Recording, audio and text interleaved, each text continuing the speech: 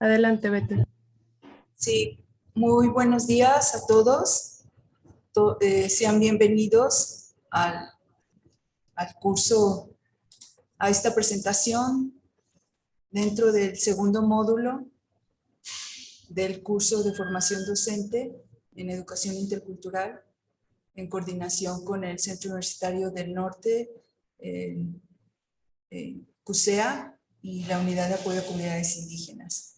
En esta ocasión vamos a presentar a la maestra María Rosa Guzmán Valdés, quien es abogada y licenciada en Derecho por parte de la Universidad de Guadalajara. Tiene una maestría también en Derecho por parte de la UNAM. Es importante señalar que ella fue becaria para realizar la maestría por parte de la Fundación FORCE, si más no me equivoco, Rosa. Es originaria de la comunidad birrárica de Mesa del Tirador, en el municipio de Bolaños, Jalisco. Y bueno, es una activista incansable y una promotora y defensora de los derechos humanos y sobre todo de los derechos de las mujeres, en especial pues de las mujeres birraritari de su pueblo, en donde hace énfasis en el acceso a la justicia para pues llevar a una vida digna y libre de violencia, ¿verdad?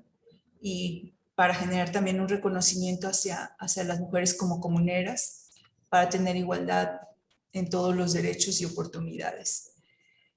Es una mujer muy emprendedora, ha trabajado varios proyectos, entre ellos la Casa de la Mujer Indígena, que es miembro fundadora. La casa se llama Tejiendo Derechos para el Crecimiento Integral de las Mujeres Birraritari en el año 2017. También forma parte de la Red Nacional de Mujeres Indígenas, Tejiendo Derechos por la Madre Tierra y el Territorio.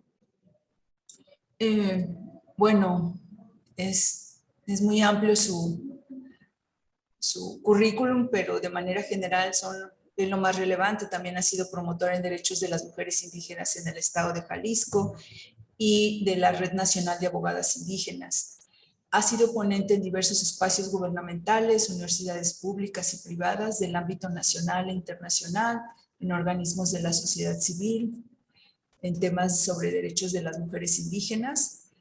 Y bueno, ha luchado mucho por la integridad y el reconocimiento del territorio birraritari. Ha obtenido diversos reconocimientos y constancias por participar en diferentes espacios de discusión y reflexión en temas relacionados con los derechos de las mujeres indígenas, derechos a las comunidades y derechos de los pueblos originarios. En el ámbito del servicio público se ha desempeñado como docente bilingüe y asesora pedagógica en la Secretaría de Educación Jalisco. También ha sido consejera electoral del Distrito 1 y consejera local también del Instituto Nacional Electoral del Estado de Jalisco, y actualmente trabaja en la Comisión para el Diálogo con los Pueblos Indígenas en la Secretaría de Gobernación. Pues, ¿qué más podemos decir de Rosa? Aparte de que es una gran profesionista y una luchadora por los derechos de los pueblos y de las mujeres de pueblos originarios, también es una gran mujer y también me atrevo a decir que es una excelente madre. Pues sin más que decir, le cedo la palabra. Ella nos va a compartir el tema sobre los derechos humanos de los pueblos originarios, aportes para el reconocimiento y ejercicio de una educación con pertinencia cultural. Esto es dentro del módulo 2 del curso de formación docente en educación intercultural para pueblos originarios. Pues sin más, le damos la palabra a la maestra Rosa. Sea usted bienvenida y adelante. Muchas gracias. Voy a compartir la presentación.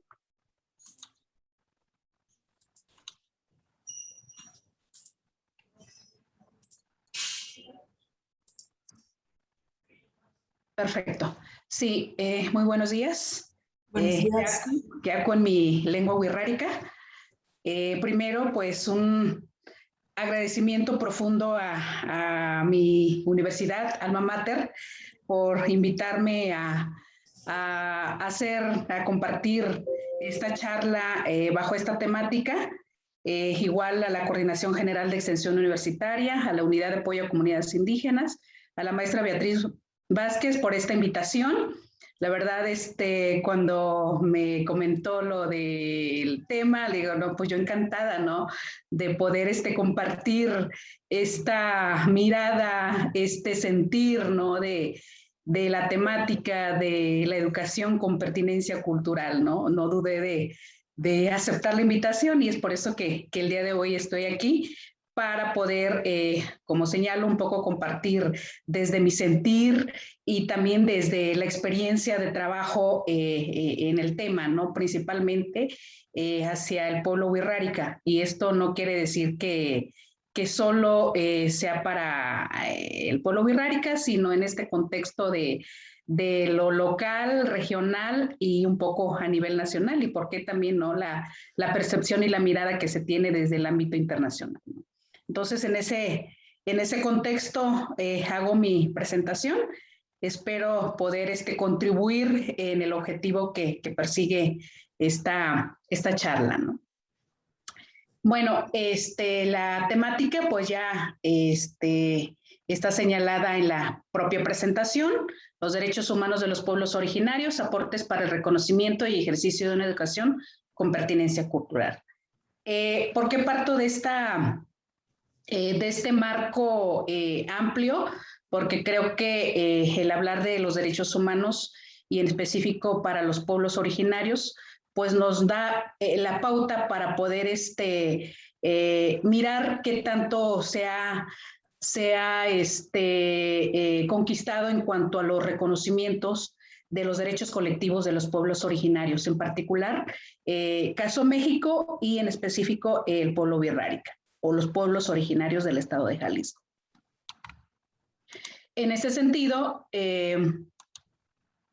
un poco para contextualizar el marco normativo de los derechos de los pueblos indígenas, a manera no exclusiva ni limitativa, señalo estos instrumentos.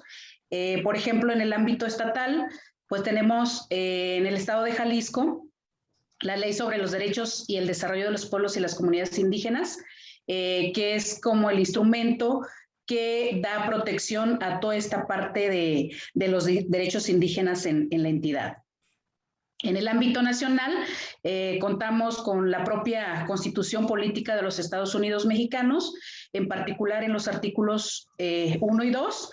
El artículo 1 pues, refiere toda esta parte de la protección de los derechos humanos de los ciudadanos y ciudadanas mexicanas y mexicanos, y el artículo 2, en concreto, la protección de los derechos indígenas de la nación pluricultural que es México.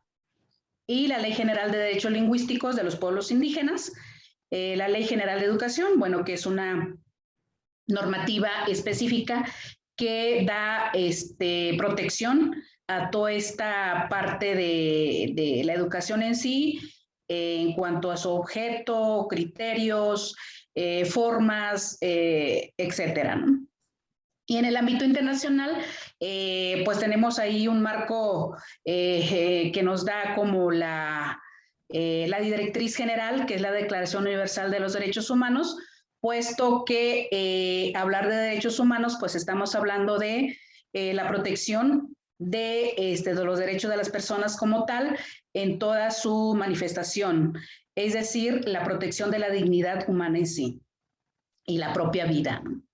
El convenio 169 de la Organización Internacional del Trabajo, la Declaración de las Naciones Unidas sobre los Derechos de los Pueblos Indígenas y la Declaración Americana sobre los Derechos de los Pueblos Indígenas también, que son como instrumentos internacionales que dan esta directriz para la defensa de los derechos de los pueblos indígenas en particular.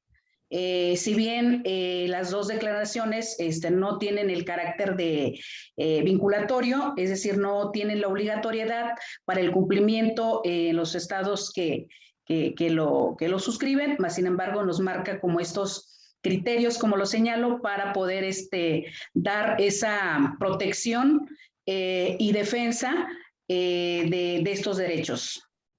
Y el convenio 169, pues sí tiene esa característica de ser vinculatorio, es decir, es de observancia obligatoria, valga la redundancia, para todas las autoridades del Estado mexicano. Hay un poco la pregunta, ¿no? ¿Por qué la demanda de justiciabilidad de los derechos humanos de los pueblos indígenas? Como lo refiero en el artículo 1 constitucional, desde el año 2011 se hizo una reforma para efectos de reconocerse esta parte de que toda la autoridad, en este caso del Estado mexicano, cuando refiero a autoridad del Estado mexicano me refiero pues a los 3 niveles de gobierno, municipio, Estado y Federación, tienen la obligación de promover, respetar, proteger y garantizar los derechos humanos de acuerdo a los principios de universalidad, interdependencia, indivisibilidad, progresividad que caracteriza propiamente a los derechos humanos. Y en consecuencia, el Estado deberá prevenir, investigar, sancionar y reparar las violaciones a los derechos humanos en los términos que establece la propia ley. Esto de manera puntual lo señala el propio artículo 1 en su 3er párrafo. También nos habla del principio de convencionalidad y principio de pro persona, también referido en el mismo precepto, en donde se establece que las normas relativas a los derechos humanos se interpretarán de conformidad con la propia Constitución Nacional y con los tratados internacionales en la materia, ¿no? Y en este caso, pues siempre favoreciendo en todo tiempo a las personas la protección más amplia. Es decir, en este caso, si no hay un derecho reconocido en los marcos normativos a nivel interno, es decir, en México, bajo esta interpretación se puede dar la protección a la persona en particular. Por eso es que se refiere la protección más amplia. Eso es de manera general, ¿por qué la demanda de la justiciabilidad, ¿no? Ahora bien, en esta parte no me voy a meter en detalles sobre conceptualizaciones, qué son los derechos humanos, si los derechos colectivos son derechos humanos o no, porque es un tema que también es interesante abordarlo porque igual como sociedad mexicana pues estamos inmersos en esta construcción o percepción del derecho formalista y a veces toda esta parte de la transición, de la interpretación del derecho de manera un poco más proteccionista, pues todavía deja ahí algunos puntos que se tienen que debatir, pero no es el tema. En concreto, me voy a remitir qué son los derechos colectivos, ¿no?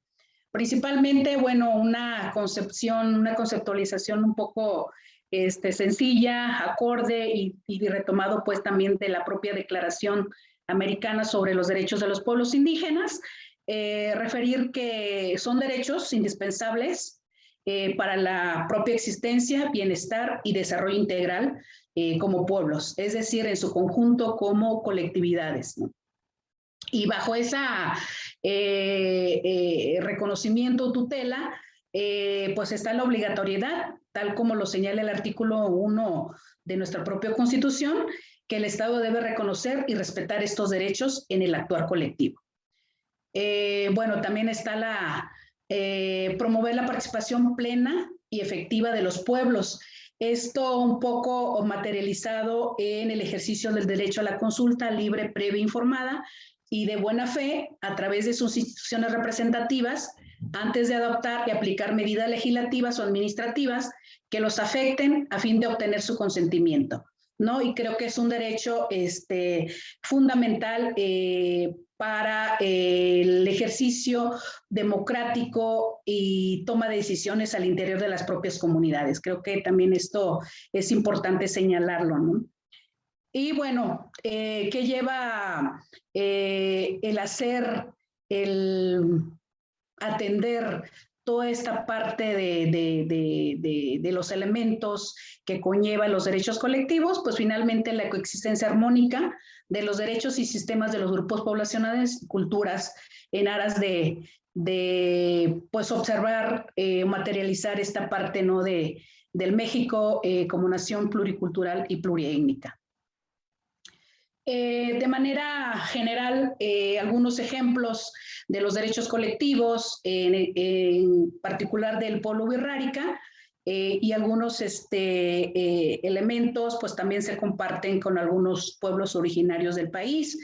Primero, pues la parte del territorio ancestral, ¿no?, que es un primer elemento, un primer derecho que demandan reconocer en su integralidad los pueblos originarios, ¿no?, puesto que en la concepción de los propios pueblos, pues no solamente es el reconocimiento jurídico bajo la propiedad de las tierras o los territorios delimitados o reconocidos como núcleos agrarios, sino que va más allá de reconocer como tal, en este caso, por ejemplo, para el pueblo wixárika, el territorio ancestral pues va más allá de los límites o delimitaciones físicas que tiene reconocido cada comunidad. Es decir, pues el territorio abarca desde otros estados, como por ejemplo San Luis Potosí, Nayarit, Durango, y aquí en el estado de Jalisco, fuera de las comunidades indígenas. Por eso es que se tiene que reconocer de esa manera, ¿no?, de manera mucho más amplia, por la cuestión de los derechos culturales y el derecho a la propia espiritualidad del pueblo wixárika. Otro de los derechos colectivos que identifican al pueblo wixárika pues es la asamblea comunal, como el espacio colectivo de toma de decisiones y como la máxima autoridad para deliberar temas trascendentales y también para la solución de conflictos al interior de las propias comunidades. Otro sería el sistema del gobierno tradicional. Una característica que identifica al pueblo wixárika pues es el gobierno tradicional, es decir, a la cabeza pues el gobernador propiamente, y así toda una estructura hasta culminar con los cargos menores o iniciales, si lo vemos de arriba hacia abajo, que son los tupiles o los policías comunitarios, que hacen el papel de vigilancia al interior de la propia comunidad, ¿no? Otro, la organización propia para la elección de autoridades comunitarias y municipales, un poco ya en esta percepción de retomar algunas prácticas de fuera, pues ya en las propias comunidades wixárika pues se ha hecho un poco como la adopción también de los sistemas organizativos o estructurales de los propios municipios, que son como elementos de fuera, pero sin embargo se han apropiado al interior para efectos de tener un poco más de organización y de capacidad de gestión hacia el exterior. Me refiero en concreto designación o asignación de cargos como comisarios municipales, comisarios tradicionales, comisiones municipales, entre otros cargos comunitarios, ¿no? Propiamente el sistema de cargos culturales, un poco más desde el ámbito cultural, espiritual, pues están también los cargos que se toman, que se otorgan desde el plano familiar, es decir, desde los ririquis, adoratorios o patios familiares, como se conocen, pues también hay cargos que cumplir, ¿no? Desde esos espacios cortos, ¿no? Y los cargos obviamente en los tuquipas o centros ceremoniales que también tienen una especificidad muy puntual para el pueblo wixárika y que eso también pues es un ejercicio en donde participa la mayoría, en este caso, de los integrantes de una comunidad. Por ejemplo, en el caso del pueblo wixárika, pues tenemos 4 comunidades tradicionales muy bien identificados: Tuxpan de Bolaños, San Sebastián Teponahuatlán, Santa Catarina y San Andrés Coamiata. Otra característica o otro ejemplo de derecho colectivo, pues es el trabajo comunitario. También, pues, tiene varias denominaciones o se identifica de diferente manera, ¿no? En algunos pueblos se conocen como faenas, tequio, mano vuelta, pero finalmente es esta parte, ¿no? De las actividades que convoca la propia autoridad comunitaria, la propia autoridad religiosa para realizar trabajos específicos en la comunidad. Las ceremonias del ciclo de la vida también, o la espiritualidad, también un derecho importante, puesto que en la mayoría de los pueblos pues tenemos esta identificación. Por ejemplo, en el pueblo wixárika la mayoría de las ceremonias pues giran en torno a la propia conservación, a la propia, ahora sí que rendición como de agradecimientos de la semilla sagrada, que es el maíz, ¿no? De los 5 colores. Y bueno, también hay otras festividades que tienen que ver con esta parte, ¿no? De la colectividad y de las familias, ¿no? Por ejemplo, la fiesta del tambor o la bendición de los primeros frutos de temporada, la danza del peyote, el cambio de autoridades que se lleva de manera anual a principios del año, entre otras actividades religiosas, llamadas así entre paréntesis, ¿no? La propia lengua, que también es un derecho colectivo, puesto que es el vínculo o el medio por el cual pues todos los integrantes de las comunidades o de los pueblos pues tenemos que conocer para efectos pues de reafirmar y de conservar esta parte de la identidad propia, ¿no? La vestimenta, que también es uno de ellos, la gastronomía, la comida y las bebidas. Tenemos, por ejemplo, comidas y bebidas que se comparten solamente en ciertas ceremonias, en ciertos eventos religiosos, y esto pues es parte también de la identidad propia del pueblo wixárika. Pues el propio tejuino o nahuá, como se conoce, la comida, pues básicamente a base también del venado, jabalí y otros alimentos sagrados, ¿no? El arte propiamente, también conocido como artesanía, que para efectos pues de los derechos de los pueblos, pues yo lo denominaría como arte wixárika, ¿no? El ecosistema propia, la protección de la flora y la fauna como hábitat sagrado, y la conservación y protección de las semillas nativas, principalmente el maíz, el frijol, la calabaza. ¿Qué significan los derechos colectivos para los pueblos originarios? Bueno, ahí de manera general, como un poco relacionándolo con esta parte, ¿no? de los derechos colectivos y su ejemplificación, pues son expresiones identitarias de las comunidades y pueblos indígenas, son los que dan protección al sujeto colectivo versus individuo, persona física, es decir, la protección siempre va enfocado a un grupo de personas, a la colectividad. Y genera pues esta parte del bienestar colectivo, el bien común,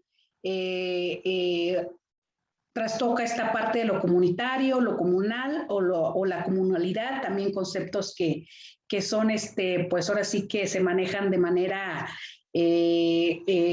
muy específica para cada abordaje en temas puntuales, ¿no? La comunalidad, pues como una categoría mucho más conceptual para la reivindicación de derechos indígenas en su amplitud, ¿no?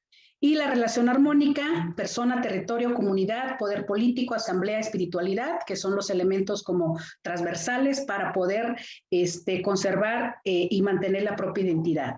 La protección al sujeto de derecho público, que es uno de los temas que está en la mesa,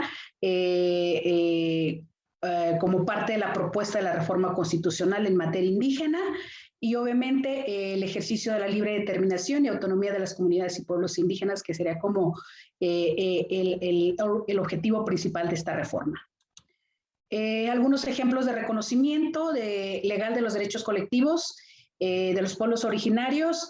Bueno, en el plano de los territorios, pues hay un caso muy emblemático que se generó, bueno, que se reconoció en el año 2012, el caso de Huetosachi, Chihuahua, donde la Suprema Corte amparó la posesión histórica de los rarámures contra el fideicomiso Barrancas del Cobre.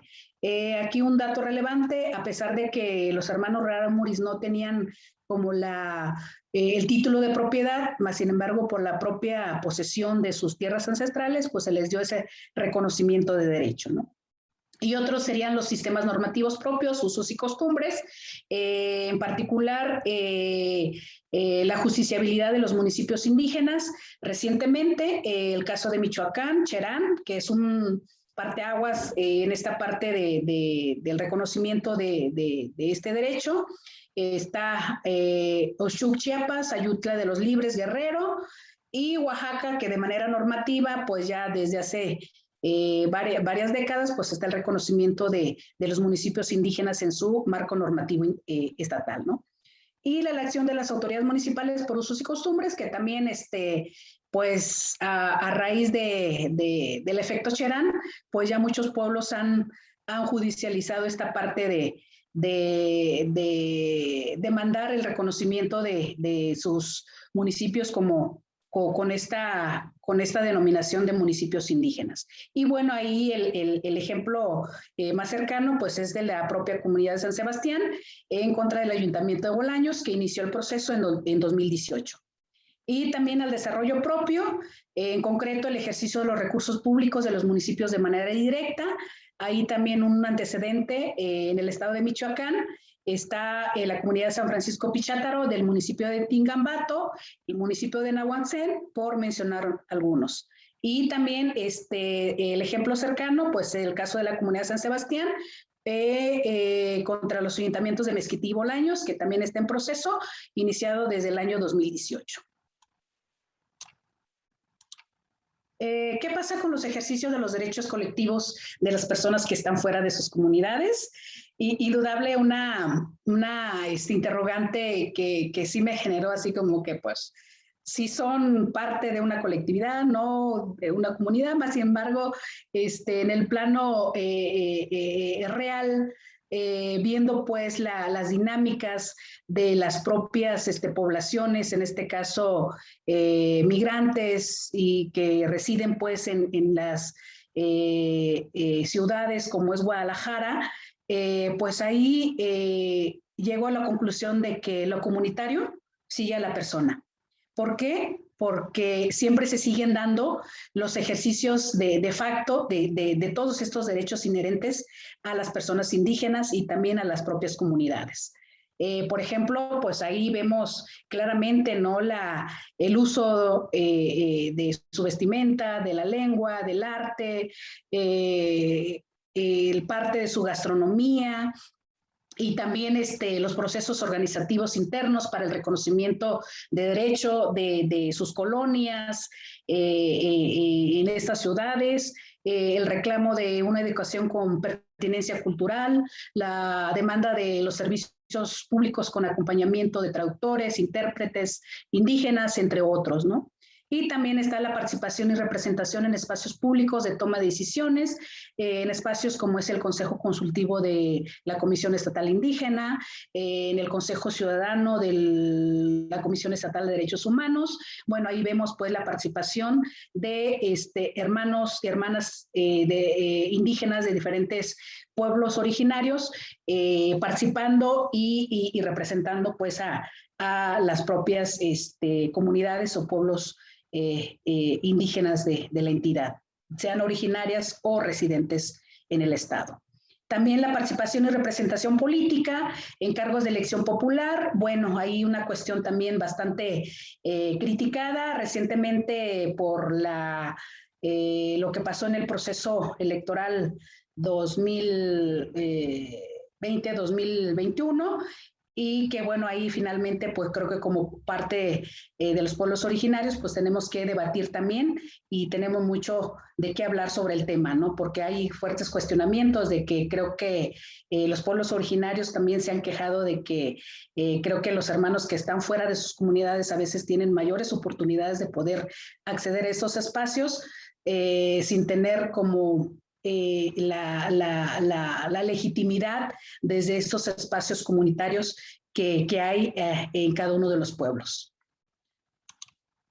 La importancia de los derechos colectivos en el contexto educativo, ya un poco aterrizando el objetivo pues de la charla, ¿no?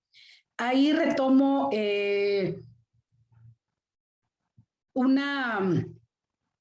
una apreciación de la Declaración de las Naciones Unidas sobre los Derechos de los Pueblos Indígenas, en donde señala que los pueblos indígenas tienen derecho a que la dignidad y diversidad de sus culturas, tradiciones, historias y aspiraciones queden debidamente reflejadas en la educación y la información pública.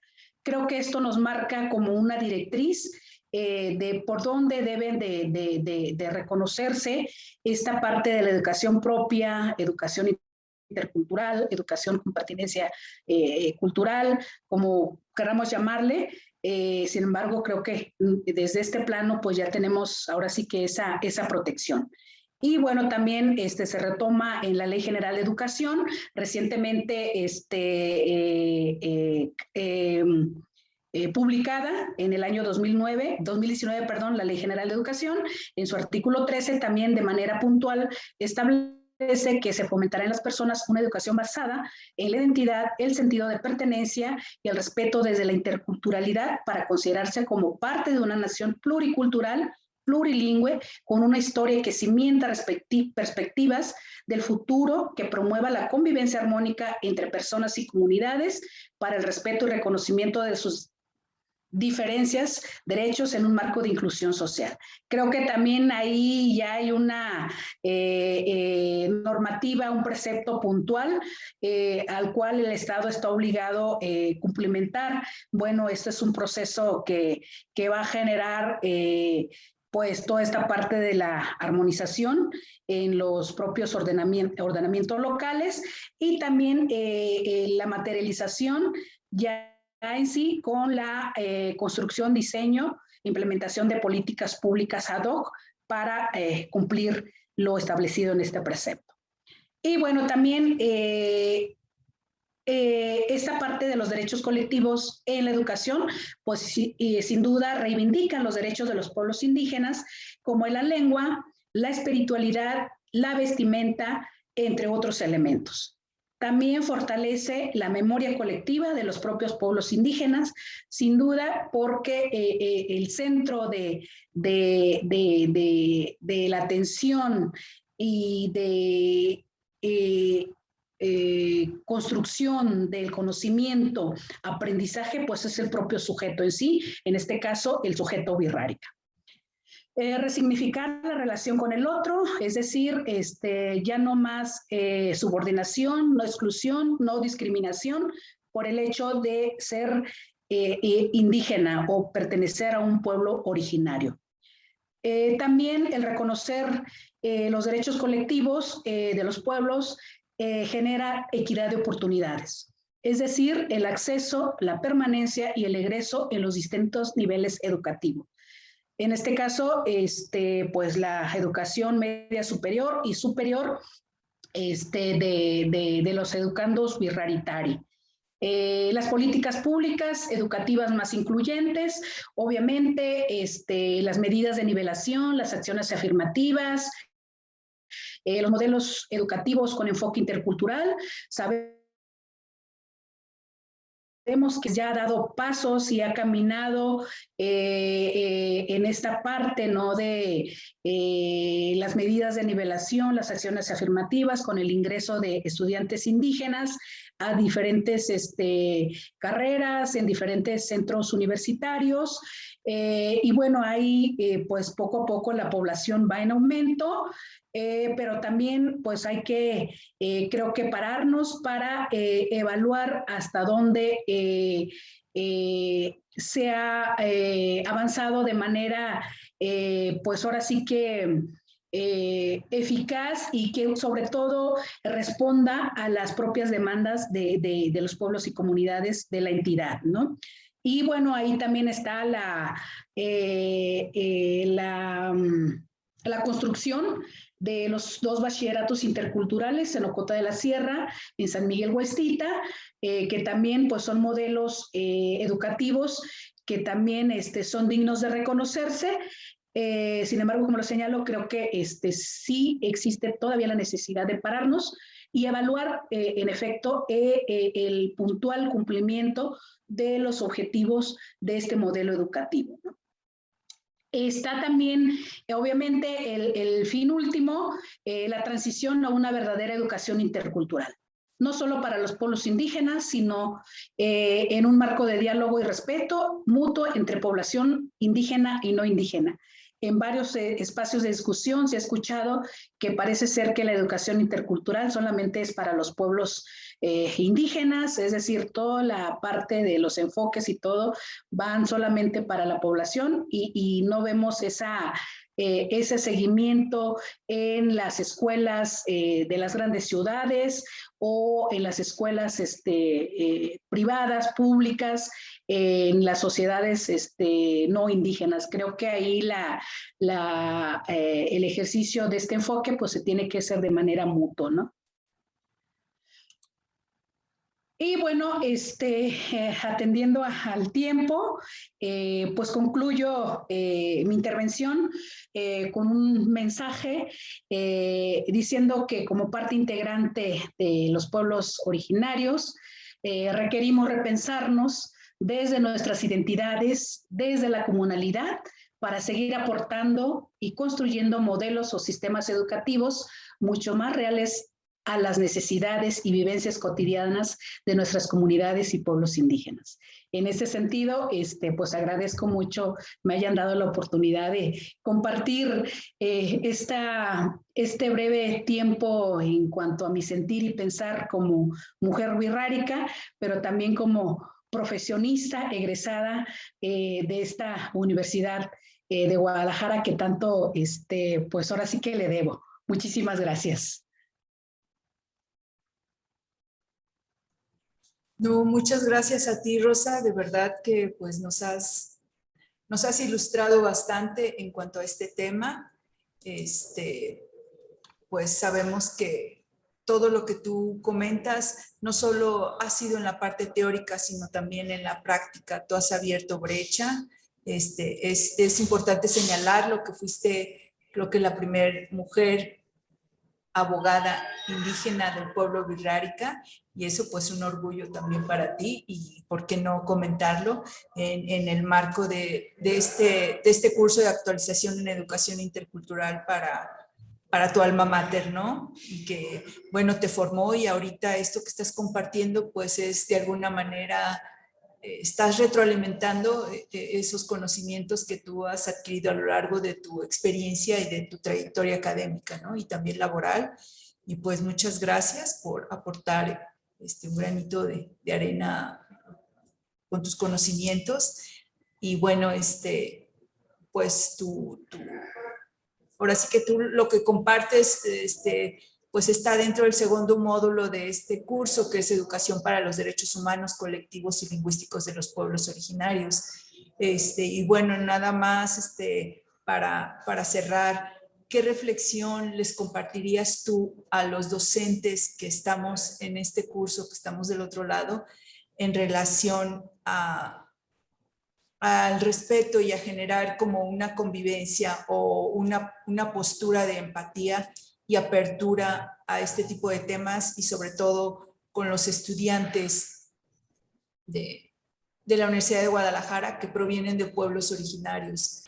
Una reflexión, un comentario para dejarlo en la mesa y analizarlo desde nuestra propia conciencia social y educativa, ¿no? Muy bien, sí, creo que para los estudiantes, pues no perder de vista esta parte, ¿no? De que somos parte de una colectividad, y eso creo que nos genera mayores oportunidades de analizar justamente estas problemáticas, necesidades que enfrentan nuestros pueblos, ¿no? Desde este espacio, pues no perder el vínculo comunitario desde lo local, puesto que la generación del conocimiento como en este caso birrárica, náhuatl o algún otro compañero o compañera indígena, pues va a marcar y enriquecer esta parte de la construcción de las diferentes epistemologías, ¿no? En el plano académico, ¿no? Entonces ahí la importancia del vínculo con la comunidad. Y en cuanto a los docentes, igual creo que es un aprendizaje constante, mutuo, entre, en este caso, docentes que no pertenecen a los pueblos, pues es importante, ¿no? Para ampliar esos conocimientos que de repente, pues sí, por la propia formación académica, de repente, pues sí se tiene el conocimiento teórico, metodológico, etcétera, más sin embargo la parte de la vivencia, la vida real, en la vida práctica, pues creo que también te deja muchísimas enseñanzas. Lo comparto de esta manera porque lo tengo muy, muy grabado en mi corazón cuando yo inicié con esta parte de mi participación en mi comunidad siendo yo estudiante. Un maracame me dice, la felicito, futura abogada, pero creo que no se le olvide que usted es birrárica, y en cuanto termine o tenga la oportunidad de regresar a su comunidad para ser parte y tomar algún cargo comunitario, algún cargo cultural, creo que estaría ahora sí que cerrando esta parte de su proceso formativo, ¿no? Y bueno, esto, ahora sí que creo que llegó el momento, hace 4 o 5 años, cuando mi esposo y yo, pues nos dieron el cargo cultural en un centro ceremonial, y yo dije, híjole, bendecida, agradecida, y la verdad, toda esta parte del conocimiento y de las enseñanzas de los abuelos, de los maracates, de los líderes espirituales, pues la verdad también te fortalece y te llena también de este conocimiento. Y bueno, a estas alturas, aunque pues no soy una gran expertise en esta parte de lo cultural, de lo espiritual, pero lo poco que he aprendido, pues me ha generado la capacidad de poder visualizar mucho más amplia el porqué de las demandas del respeto y del reconocimiento de los derechos de los pueblos indígenas. Entonces, en ese sentido, yo dejo este mensaje a los docentes, que también no pierdan el vínculo con la comunidad, con las personas de las comunidades, porque como lo señalo, el conocimiento es mutuo y es de constante aprendizaje. No, Rosa, pues un mensaje, la verdad, muy, muy llegador, como dicen, en cuanto a la reflexión, ¿no? En cuanto a la cuestión de la pertinencia cultural y ese diálogo con lo que se llama educación, ¿no? Porque hay que ver qué es educación, ¿no? O qué significa la educación, desde dónde, ¿no?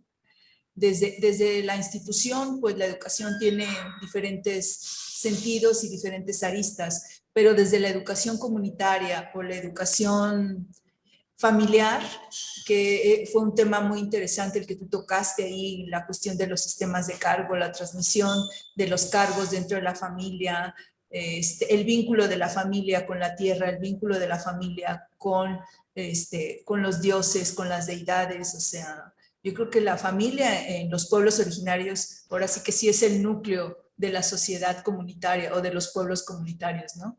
Ahí es donde se gesta todo este conocimiento que tú has compartido, y pues agradecerte de verdad todo esto que nos has enseñado. No sé si la compañera Patti o la compañera Mari quieren comentar algo. Una foto muy hermosa ahí, donde están ustedes en el cargo. No sé si nos las quieras describir o así.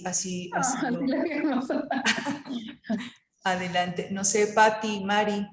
No, pues nada más, maestra Rosa, igual agradecer. Me parece que es una charla muy potente que pues deja como muchas líneas para la reflexión y para continuar con los trabajos del curso. Gracias. Muy bien, pues muchísimas gracias a ustedes nuevamente por la invitación, y bueno, agradecimientos también ahí a las instancias, a las personalidades que hacen posible, ¿no? El desarrollo de este tipo de actividades. Muchas gracias. Mil gracias a ti, Rosa, por tu tiempo. Hasta pronto. Hasta luego. Gracias.